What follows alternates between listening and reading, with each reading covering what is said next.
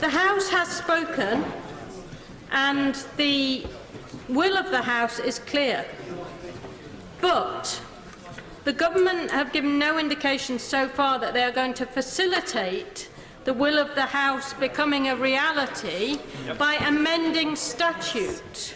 In fact, if anything, I think the Prime Minister gave the opposite impression in her rather churlish response to the events of tonight. If the government, Mr. Speaker, decides not to facilitate us changing the statute, which would prevent us leaving without a deal on the 29th of March, in clear contravention of the just expressed will of the House, what, Mr. Speaker, can you do to facilitate this Parliament in ensuring that the government will not get its way?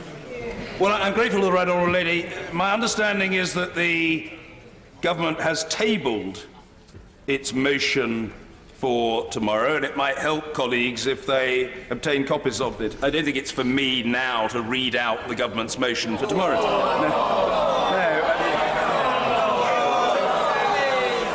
Very well. Very well. As I understand it, the government, in the name of the Prime Minister, and I thank the government for this, is tabling, or has tabled, a motion in the name of the Prime Minister that this House notes the resolutions of the House of the 12th and 13th of March and accordingly agrees the Government will seek to agree with the European Union an extension of the period specified in Article 50, subsection 3, agrees that if the House has passed a resolution approving the negotiated withdrawal agreement of the framework for the future relationship for the purposes of section 13(1)(b) of the European Union Withdrawal Act 2018 by 20th March 2019, that the Government will seek to agree with the European Union a one-off extension of the period specified in Article 50, subsection 3 for a period ending on the 30th of June 2019 for the purpose of passing the necessary EU exit legislation, and notes that if the House has not passed a resolution approving the negotiated withdrawal agreement and the framework for the future relationship for the purposes of section 13(1)(b) of the European Union Withdrawal Act 2018 by the 20th of March 2019, then it is highly likely the European Council at its meeting the following day would require a clear purpose for any extension, not least to determine its length, and any extension beyond the 30th of June 2019 would require the United Kingdom to hold European Parliament elections in May 2019. That is the order. That is the government's motion on the paper for tomorrow. That motion, of course, is amendable. That motion is amendable. So if colleagues on either side or in any part of the House wish to submit amendments to that motion, they will have an opportunity to do so. And I'm speaking on my feet and off the top of my head, but the same logic will apply in respect of that motion as has applied over the previous 2 days, namely that any amendments to it tabled before the rise of the House tonight will appear on the order paper tomorrow. However, if there are manuscript amendments tabled after the rise of the House but before 10:30 a.m. tomorrow, they will be accepted for consideration by the Chair, by me. I would very politely suggest to the Honourable Lady, I will take one further point of order if necessary, well, I would very politely suggest that very soon we ought at least to hear the business statement by the Leader of the House. I will take two very briefly. Well, no, I don't want to. Can I politely suggest that it might be advisable to. I will take one who signalled to me, the Honourable Lady, the member for Wakefield, and then let's hear the statement by the Leader. And if there are then further points of order, I can take them. Point of order, Mary Cray. Grateful, Mr. Speaker, but the business motion that you've just read out at speed indicates that the government is clearly making this House a prisoner of its deal, because what it is saying is that we have to agree the deal by the 20th of March. And if we do that, we get the extension that this House is clearly going to be voting for tomorrow. When will the government allow this House to express any alternatives to the deal that the Prime Minister, despite having been defeated twice, is still trying to railroad through this place? that is one of the merits of hearing about the business for next week, and there is also merit in colleagues conferring with each other, as, not surprisingly and with frequency, they do. Very well. Point of order, Anna Soubry. Speaker, it is a constitutional crisis, and I'm sorry if it bores people on that side of the House who have just voted as Conservatives for a no-deal Brexit. But in any event, Mr Speaker, there is a real concern that time and again this House speaks, and we vote as you have seen this evening, and the response at the dispatch box is in effect for what we pass to be utterly dismissed. And somehow, Mr Speaker, we seek your guidance as a House as to how we actually can have a genuine impact on the way that this Brexit is now conducted and how this government responds. We hear tonight that 4 cabinet ministers abstained. We hear of other ministers who have resigned. It is a crisis of unprecedented levels, and I'm afraid it's a front bench that yet again has many pairs of tin ears, and it's got to stop. Do we need now to enact statute in some way so the will of this House can prevail? I maintain that we should hear before very long the Leader of the House. I will take the right honourable gentleman. But what I would say to the Right Honourable Lady is that I think she is well aware that a number of members across the House in recent weeks have had a concern about this particular policy issue, and if significant numbers of members across the House have a concern and a desire to act in common on this matter, it is open to them to explore the potential for doing so. And they will find that they get professional advice on that matter, as any member of the House is entitled to seek and obtain professional advice. It's not for me now here to say exactly what should happen, but what I will say is that members can work together and be heard. Point of order, yes. All right. The honourable gentleman doesn't need to put his hand up as he is in the classroom. It's not necessary. Point of order, Mr Bob Seeley. Mr Speaker, thank you very much indeed. Does the will of the House trump the will of the people? That is a very interesting philosophical question, and I'm sure that the honourable gentleman has focused on it. This House operates in accordance with its own procedures, including, therefore, importantly, with its standing orders. It is not for me to seek to interpret the will of the people. The honourable gentleman is a most dedicated public servant and has now been in the House for a little over 18 months, may well feel that he's very close to his people, and I don't say that in any pejorative spirit. He may well feel he is, and that he is deeply attuned to the will of the people. I don't claim that I am, and it's not for the Speaker to be. It is for the Speaker to seek to facilitate the will of the legislature. Point of order, Pat McFadden. I'm grateful to you, Mr Speaker. When the Prime Minister spoke at the dispatch box a couple of weeks ago to set out the arrangements for this week, she said if the House voted down her proposed deal, there would then be a vote on no deal today.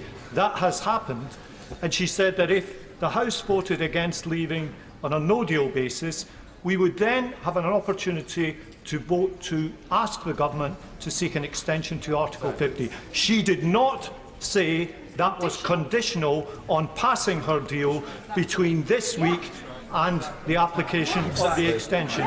This motion, which the government have tabled, is a breach of the letter and spirit of the assurances given at that dispatch box a couple of weeks ago. This is an attempt to stitch up the decision tomorrow. The House should not stand for it, and we should have a clean vote on instructing the government to apply for an extension to Article 50 without having to approve her deal beforehand. Yeah, well, I understand what the right honourable gentleman is saying, but the government's position is not a matter for me. I say with a matter of pride that I have never been a member of a government. It's never been part of my ambition. I must say to the right honourable gentleman, it's a lot easier to be Speaker than to be a Minister. My responsibility is to consider amendments if they are tabled. That's my responsibility, and if members want to table amendments to the government's motion, they can do so, and I rather imagine from what the right honourable gentleman is saying that he would want to do so. Point of order, Mr Ed Miliband. Mr Speaker, further to that point of order, I want to echo what my honourable friend said. People across this House will have heard the Prime Minister unconditionally say that these days would be about a vote on whether we would accept no deal and then a vote on an extension, not a conditional vote. And the Prime Minister sits on the front bench shaking her head. Maybe she can, through you, Mr Speaker, now explain why what you read out, Mr Speaker, is not a conditional vote, as it sure sounds like it to us. No, okay.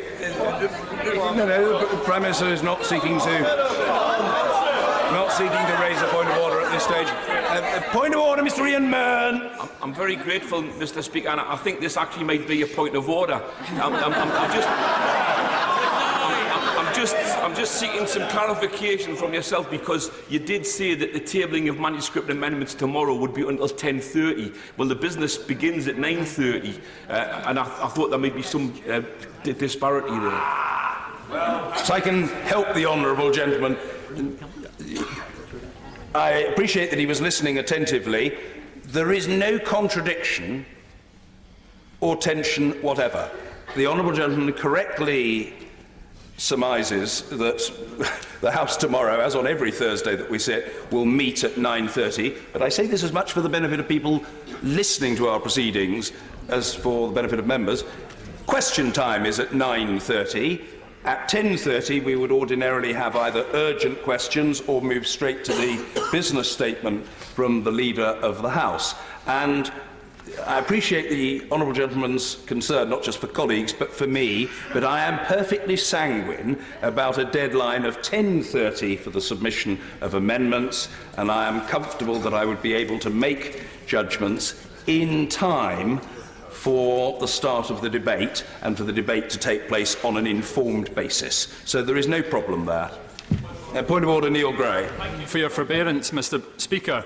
The House has spoken, and has spoken very clearly. It is asked to rule out no deal at any time. Now, you said in response to the honourable member from North East Somerset and in response to the right honourable lady from Wallasey that the opportunities would be open for opposition members to ensure that the will of the House was followed through. But given that the government is in charge of the order paper, would you not expect the government to be coming forward with the necessary legislation to ensure that no deal is ruled out at any time?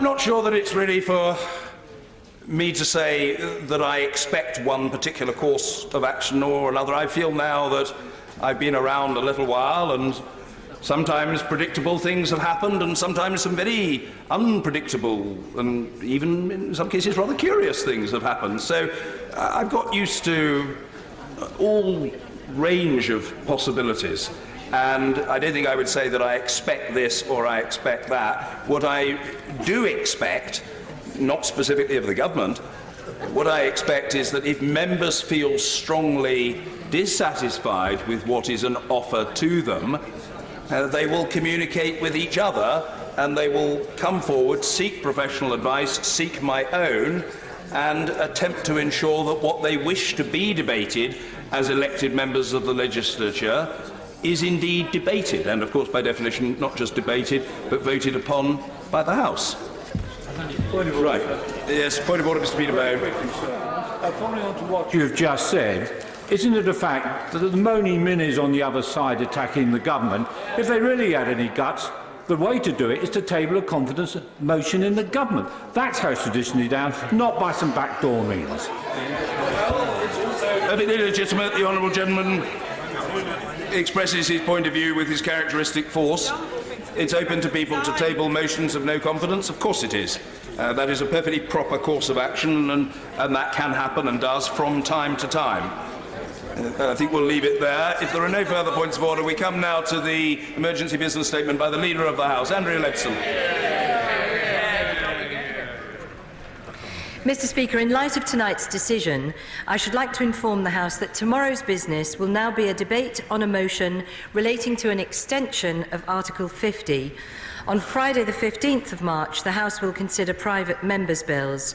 I shall announce next week's business tomorrow in the usual way. Thank you. Valerie Baz. Mr Speaker, yet again we have an emergency motion to the House, and yet again we've only just had sight of this motion. My honourable friend has managed to give us copies of it. This is no way to run a government and no way to run a country. We've got a situation now where the government are voting against their own motions, which is a terrible state of affairs. The government is staggering from week to week, day to day and motion to motion. The country, Mr Speaker, deserves better. Thank you. Mr. Speaker. Thank you, Prime Minister. Thank you. The Leader of the House. No, the Leader doesn't wish to comment on that. No, fair enough. No, I mean it's a business statement, so she can respond if she wishes. No, she doesn't wish to do so. Very well. Mr. Pete Wishart. Neither wonder if she choose not to respond, because that was quite a pathetic statement, given the events that have happened tonight, the chaotic cluelessness at the heart of government. The public must be watching this place and wondering what on earth is still going on, and the petulant response from the Prime Minister was quite unsatisfactory to the events that have just preceded that thing. This government is still determined to flog a dead deal, and at some point they're going to have to accept that this game is over. Now, we just got sight of this motion for tomorrow, and it seems to me that it's readily amendable.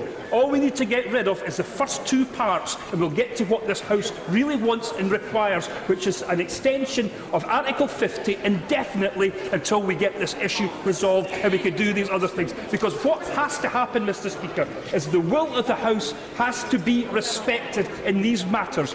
And I've seen the business for next week. I've seen the provisional business. There's nothing in it, nothing at all. So what this government can do is bring forward a piece of legislation which reflects the wishes of this House to put down a motion which will ensure that no deal is taken off the table through legislation. And can we hear from the Leader of the House that that is in her thinking and that's what she intends to do? Because that's what this House expects and that's what this country now expects.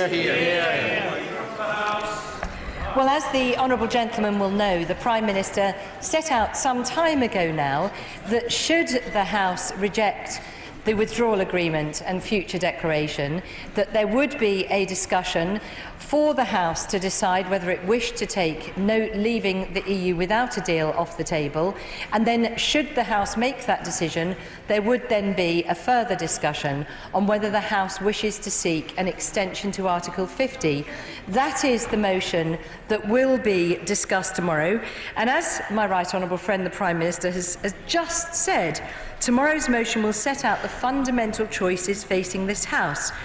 If this House finds a way in the coming days to support a deal that this House has decided to support, then that will allow the government to seek a short, limited technical extension to Article 50 to the 30th of June 2019 to provide time to pass the necessary legislation and ratify the agreement we have reached with the EU. If the House doesn't, however, find the way to support a deal in the coming days, and it is not willing to support leaving without a deal on the 29th of March, then it is highly likely that the EU will require a clear purpose for any extension, not least to determine its length, and that any extension beyond the 30th of June 2019 would require the United Kingdom to hold European Parliament elections in May. I hope that answers the honourable gentleman's question. Thank you. Chris Bryant. The motion that we now know is going to be debated tomorrow, and doubtless may be amended or subject to amendments, says that the House has to agree a motion on approving the negotiated withdrawal agreement and framework by the 20th of March. Yeah. Does that mean that the government intends to bring forward the same motion as we have already dismissed in this session of Parliament on Monday or Tuesday of next week? If so, I would gently suggest to the Leader of the House that this flouts all the conventions that have operated in this House since the 16th century, where it has always been held that if a motion has been dismissed in one session of Parliament, it cannot be brought again. And regularly, clerks refuse to accept 10-minute rule bills and private members' bills that have already been disposed of in the session. So are we going to have that on Monday or Tuesday? And if so, does she not confidently expect the Speaker to refuse to allow it? Yeah. Well, the honourable gentleman will be aware that the House has just voted twice on the amendment in the name of my right honourable friend, the member for Meriden, amongst others, and that was on the same amendment. That's not true. Angela Regal. Thank you, Mr Speaker. It appears to me that the Leader of the House is merely organising to have meaningful vote 3 on exactly the same deal, in complete contravention of the will of this House, as has been expressed now in two defeats of this bill, the government motion. And shouldn't she, instead of attempting to play this ridiculous game of chicken with the future of our country, and her attempt to tear up all the conventions of this House and show nothing but contempt for the way in which this House has made its decisions, shouldn't she be facilitating the decisions of this House by moving an amendment, an SI, which will take the date of us leaving the European Union, 29th of March 2019, out of the statute? Isn't that what her job is? Well, the right honourable lady will be aware that the motion tomorrow is amendable. It is for this House to decide if it wants to put forward amendments and vote on them. And as my right honourable friend, the Prime Minister, has said, if the House votes for an extension, she will seek to agree that extension approved by the House with the EU, and will bring forward the necessary legislation to change the exit date commensurate with that extension. Kirsty Blackman. Well, does the programme motion tomorrow mean that the votes will be at the moment of interruption, or will they be at some other time? The motion of the House sets out that it will be at the moment of interruption, but of course that is subject to agreement of the House. Maria Regal. Speaker, can the Leader of the House undertake this evening to ensure at the end of this process that the government, and she uses her best endeavours to make sure it happens, facilitates the will of the House by making time and bringing forward statutory changes to enable the will of this House to be enacted, instead of simply offering us more motions that don't do and do not have the operative executive impact that this House has voted for? Will she undertake to do that? Well, what I can say to the Right Honourable Lady is that the Prime Minister and I have both said that if the House votes for an extension, we will seek to agree that extension approved by the House with the EU, and we will bring forward the necessary legislation to change the exit date commensurate with that extension. But as has been said on a number of occasions, it is not within the government's gift to insist on an extension. That will be a matter for agreement with the European Union and will potentially be subject to conditions imposed by it, and she will be aware that it will require unanimous agreement by all 27 members of the EU. But what I can reassure her is that that decision would come back to this House finally and would need to be approved by Parliament. Clive Efford. It's only a little while ago that the government was attacking the Leader of the Opposition for not agreeing to meet with the Prime Minister. Now, if we were trying to fulfil the will of the House, surely the government would be reaching out to all sections of this House to try and find a way through this. So can the Leader of the House say where in this timetable is a facility for those sorts of discussions to take place? Well, the honourable gentleman will be aware that the Prime Minister has sought to reach out to members right across the House. The Leader of the Opposition was willing to meet on one occasion only, and that very late on in the discussions. But the Prime Minister and ministers, including the Brexit Secretary, have sought to get the views of members right across this House and will continue to do so. Vernon Coker. Thank you, Mr Speaker.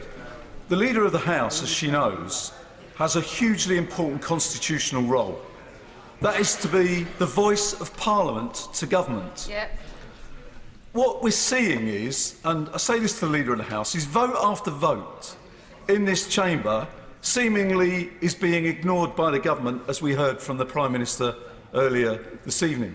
Tomorrow, the Leader has announced that we are to have a motion on extending Article 50. Which can be amended. What would the Leader say to me if this House passes those amendments, takes out the conditionality that the government have put into it? As we've seen over the last 2 or 3 votes, it appears the government will just ignore the vote. Yep. How is it that we can have confidence in the motions that we discuss, the motions that we pass, and how can we have confidence in the Leader who has demonstrated in other areas that she has spoken up for Parliament? She should be roaring to the Executive that this will of the Parliament as being expressed is being ignored. What is she going to do about that? Well, what I would say to the honourable gentleman is I take very seriously my role as Parliament's voice in government, and at all times I seek to ensure that the views across the House are heard in government very clearly, and I will always stand up for Parliament in that way. And as I have always said, the government takes very seriously views expressed by this House. The Prime Minister has been clear that if this House votes for an extension, the government will seek to agree that extension with the EU and will bring forward the necessary legislation to change the exit date commensurate with that extension. Stuart Malcolm MacDonald. Mr Speaker, this needn't be the Schleswig-Holstein question all over again, but it does risk driving us all a bit mad. But now that no deal has been ruled out by the House, is it now not the case that the only thing within the House's gifts in its entirety, not having to rely on Member States of the European Union, is the revocation of Article 50 in its entirety? Well, the honourable gentleman will be fully aware that the revocation of Article 50 would mean we were not leaving the European Union, and therefore we were in direct contravention of the will of the people expressed in the referendum, and the government will not be doing that.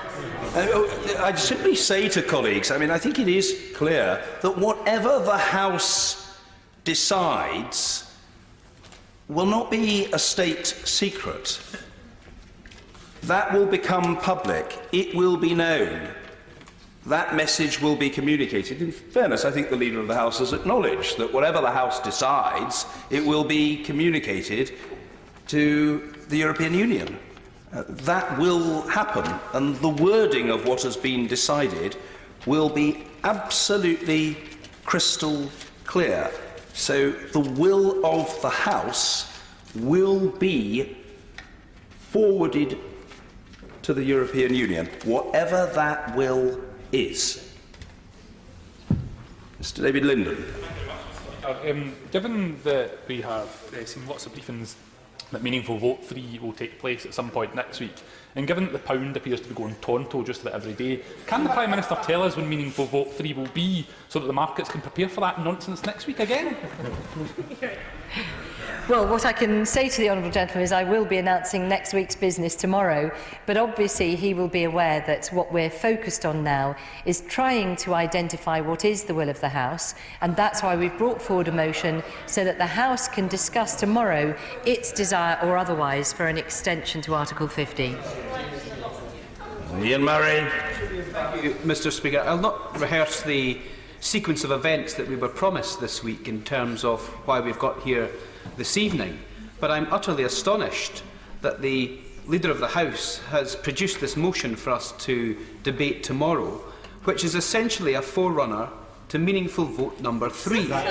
Because the entirety of the motion is dependent upon this House giving an expression again by the 20th of March of not what she said to the Honourable Gentleman for Perth and North Perthshire of a deal, but the negotiated withdrawal agreement and the framework for the future relationship, which is the current EU withdrawal agreement and the current framework for future relationship that this House has already rejected twice. So if you are listening to the will of this House, this motion tomorrow should clearly say we have listened to the will of the House and we will go back to the European Union to seek an extension, should it not? Well, as I've said to a number of honourable members, the government is listening very carefully to the views of the House. That's why my right honourable friend, the Prime Minister, said that we would, if the meaningful vote was not passed, that we would come back to the House today with a vote on rejecting a no-deal Brexit, and in the event that that was passed, that we would come back to the House tomorrow to seek the House's views on an extension of Article 50. So that is exactly what we are doing. And the Prime Minister has further, as have I just now, said that we will seek, if the House wants an extension to Article 50, we will seek to agree that with the European Union. But what honourable members do have to understand, it is not within the government's gift to insist on an extension. That will be a matter for agreement with the European Union. I think everybody is aware of that. I think everybody is aware of that. I don't wish to be unkind to the leader, but I don't think she's telling us anything that we don't know. We all know that. Well, repetition is not an unknown phenomenon in the House of Commons, but I understand what she's saying. But I think everybody is perfectly well aware that an extension request is that. It's a request. Indeed. West Streeting. Thank you, Mr Speaker. In claiming the government is listening, the Leader of the House really is stretching the boundaries of credibility, I'm afraid. The Prime Minister was told after Chequers that the Chequers proposals did not command a majority of the House, and she ignored it and she went off to Brussels. She came back with something worse and then feigned surprise when, funnily enough, the House didn't vote for it. The Prime Minister and the government have now been told twice, not in small numbers, in unprecedented, historical numbers, that this deal does not command the support of the House of Commons. What the Leader of the House is trying to stand up this evening is, as has already said, meaningful vote 3. That will not succeed either. And so all she is doing and facilitating as Leader of the House is running down the clock, limiting our options and harming our country. I think it's reckless, it's irresponsible, and it's not how she should be behaving as Leader of the House. So can she tell us when she plans to bring back meaningful vote 3? Why not do it tomorrow so we can inflict the defeat sooner rather than later? Well, the honourable gentleman is simply wrong. The Prime Minister set out, in response to the strong desire of this House, a trajectory towards a second meaningful vote. If that was not passed, towards giving the House the opportunity to take leaving without a withdrawal agreement off the table, and if that was passed, giving the House an opportunity to ask for an extension to Article 50. And the Prime Minister has been clear, she will comply with the House's request. And all I am pointing out is two things. One is it will be a request, the government cannot insist on it. And secondly, the motion tomorrow will be amendable. So if the honourable gentleman wants to put forward an alternative proposal that he believes will carry the House, then of course, by definition, in an amendable motion, he is able to do so. Steve Baker. Since the last vote, I've taken the opportunity to canvass the external Brexit campaign groups to find out their opinion, whether in the light of all this we were right to vote down the deal. And I can tell the government that unanimously so far the opinion is the deal was so rotten we were absolutely right to vote it down, and that come what may we should continue to do so. And I'll tell the government now that when meaningful vote 3 comes back, I will see to it that we honour what we owe to them to keep voting this down, however many times it's brought back, whatever pressure we're put under, and come what may, please don't do it. Go back to the EU and say it won't pass.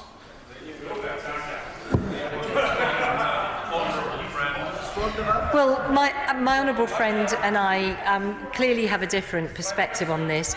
In my opinion, the Prime Minister's proposal delivers on the will of the people as expressed in the referendum. It means that we are leaving the single market and the customs union. We're taking back control of our money, our laws and our borders. We are getting out of the common agricultural policy and the common fisheries policy, and importantly, we will have the opportunity to write free trade deals with other nations around the world.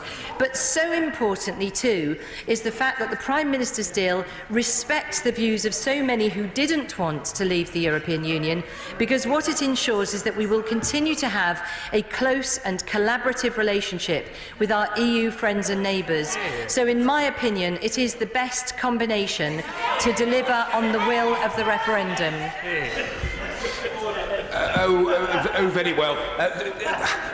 If the honourable gentleman doesn't mind, and I'm always interested to hear his views, I would prefer to conclude the exchanges on the emergency business statement, and if the honourable gentleman is still keen to raise his point of order, I shall be happy to hear him. Yes, Angus Brendan McNeill. Thank you very much, Mr Speaker. When we were in talks with the Prime Minister before, probably a month, 6 weeks ago, she was adamant, absolutely adamant. It was no deal, it was her deal or revocation. Now the government has pivoted to extension. What's the change of position? Why didn't they stick to their no deal, her deal or revocation? Her deal's dead, and there's now between no deal and revocation. Well, actually, what the Prime Minister was saying was that she was concerned that the House was not giving due consideration to her negotiated proposal. And what she was pointing out to the House is that the government is determined to fulfil on the will of the people expressed at the referendum, and that the alternatives to either a negotiated deal such as her deal and not fulfilling on the will of the people was to leave the EU without a deal, which nobody believes would be in the best interests of the country. Sir Christopher Chope.